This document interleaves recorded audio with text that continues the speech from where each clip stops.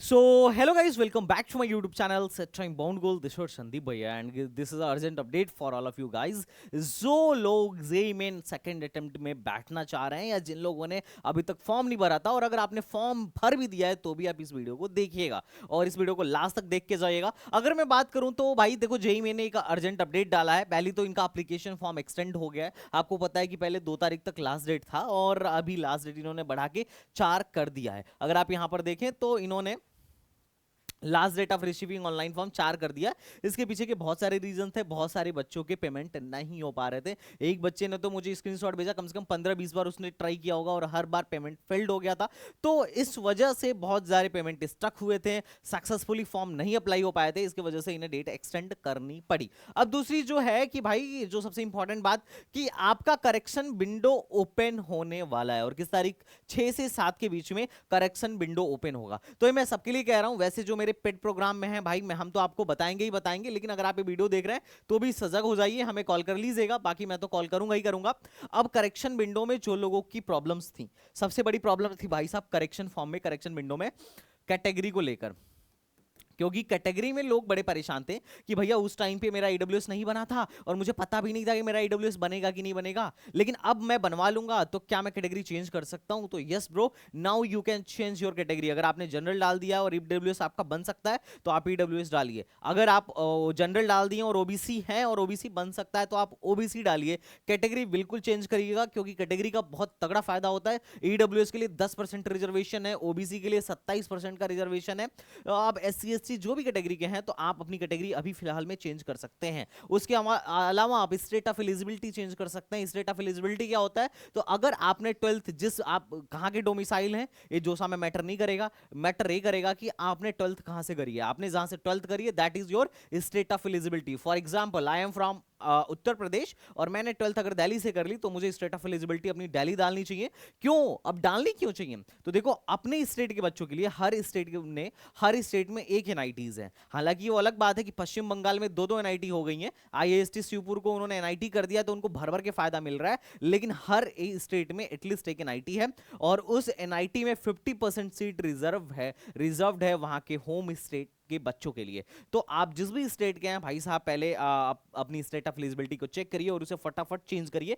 अब correction form में क्या क्या अपन लोग चेंज कर सकते हैं मैं आपको दिखा देता हूं फटाफट। ओके, तो आप अपना कोर्स चेंज कर लीजिए, medium of question paper change कर लीजिए। आप जिस भी मीडियम में डालना चाहें डाल सकते हैं, और वैसे तो वहां चेंज करने का ऑप्शन खैर आता है। स्टेट ऑफ एलिजिबिलिटी चेंज कर लीजिए। एग्जामिनेशन सिटी अगर आपको चेंज करना हो, जो भी अवेलेबल ऑप्शन है उसमें अगर आपको अपना सेंटर चेंज करना हो तो आप अभी भी सेंटर चेंज कर सकते हैं। और सबसे बड़ी चीज, अगर एजुकेशनल क्वालिफिकेशन डिटेल 10+2 में अगर आपने कहीं पे भी गड़बड़ी करी थी, जो बच्चे पूछते हैं कि भैया वो चेंज कैसे होगा, एनटीए कोई रिप्लाई नहीं कर रहा है, तो देखो अब आप उसे चेंज कर सकते हो। कैटेगरी चेंज कर लो, कैटेगरी जरूर चेंज करना। अगर आप कैटेगरी सर्टिफिकेट बनवा सकते हो या कैटेगरी का रिजर्वेशन लेने के योग्य हो, पात्र हो, तो आप बिल्कुल कैटेगरी चेंज कर दीजिएगा। फीस पेमेंट आप अगर फर्स्ट अटेम्प्ट में आपने किया था और सेकंड अटेम्प्ट का अभी तक आपने फीस नहीं किया है तो आप फीस पे कर दीजिए, वरना बहुत दिक्कत हो जाएगी, क्योंकि आपका फिर एडमिट कार्ड नहीं आएगा, आप एग्जाम नहीं दे पाओगे, फिर रिजल्ट भी नहीं आएगा।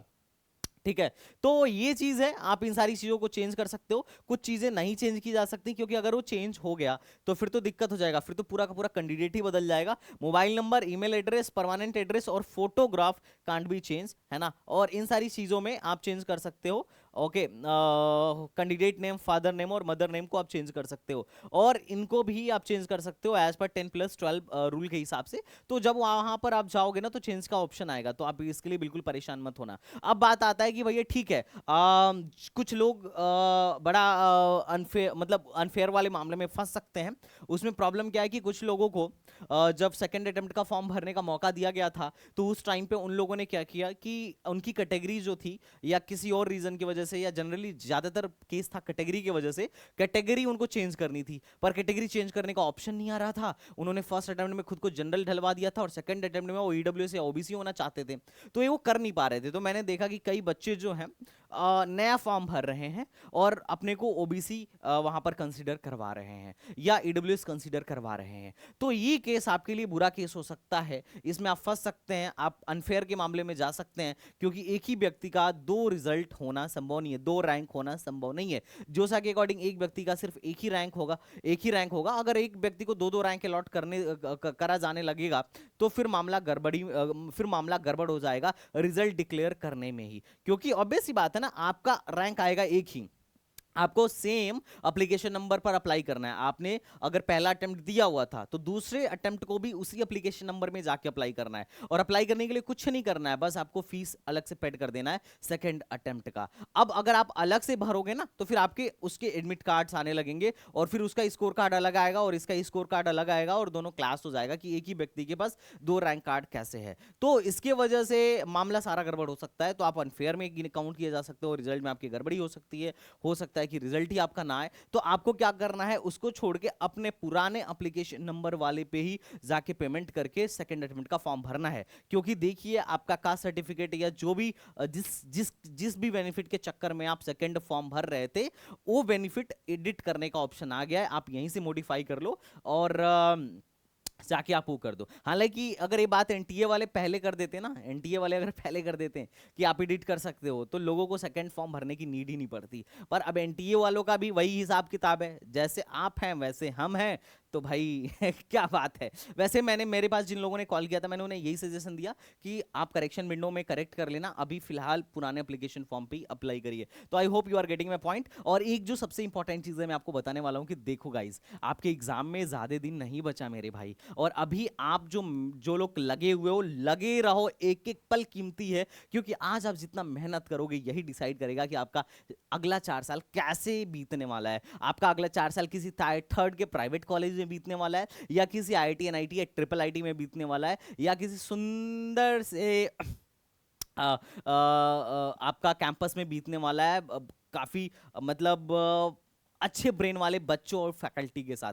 आप किसी लोकल कॉलेज में पढ़ने वाले हो या किसी एक हाई फैसिलिटी वाले कॉलेज में पढ़ने वाले हो, ये डिपेंड करेगा आपका ही एक महीना। अब आपके पास यही 30-32 दिन बचे हुए हैं, तो भैया लग जाओ अगर आप नहीं लगे हो तो। और जो लोग मुझे फोन करके बोलते हैं कि भैया मेरी 25 परसेंटाइल है, 30 परसेंटाइल है, 60 परसेंटाइल है, 70 परसेंटाइल है, 80 परसेंटाइल है, मैं बुक कर ले रहा हूँ सेशन और मेरा एडमिशन करा देना, तो भाई सेशन बुक करना इज अ डिफरेंट थिंग। मैं आपकी हेल्प कर रहा हूँ, लेकिन मैं कॉलेज उठा के नहीं दे रहा हूँ। ठीक है, ऐसा नहीं है कि आप कुछ भी परसेंटाइल लेके आओगे और बोलोगे भैया मुझे टॉप का कॉलेज चाहिए तो मिल जाएगा, ऐसा नहीं होने वाला है। तो आपको क्या करना है, सबसे पहले अपने पढ़ाई पे फोकस करना है। आप जितना परसेंटाइल लेके आ सकते हो लेके आ जाओ, क्योंकि जितना बढ़िया रैंक उतना बढ़िया कॉलेज। हाँ, आप पढ़ाई पे ध्यान दो, बाकी काउंसलिंग के लिए तो मैं हूं ही, मैं जो बेस्ट हो पाएगा आई विल डू दैट। आपको किसी से कुछ पूछने की जरूरत नहीं है, किसी से कुछ सलाह लेने की जरूरत नहीं है। वैसे आप ले सकते हो, लेकिन अगर आप नहीं भी लेते हो तो उससे कुछ भी नुकसान नहीं होने वाला है, क्योंकि जो बेस्ट सलाह होगा वो आपका अपना एक्सपर्ट संदीप भैया दे देंगे। तो इसके लिए परेशान मत हो। आपको क्या करने की जरूरत है, आपको सिर्फ और सिर्फ पढ़ने की जरूरत है, तो मन लगा के पढ़िए। तो चलिए गाइस, मिलते हैं नेक्स्ट वीडियो में, तब तक के लिए बाय बाय, टाटा एंड जय हिंद।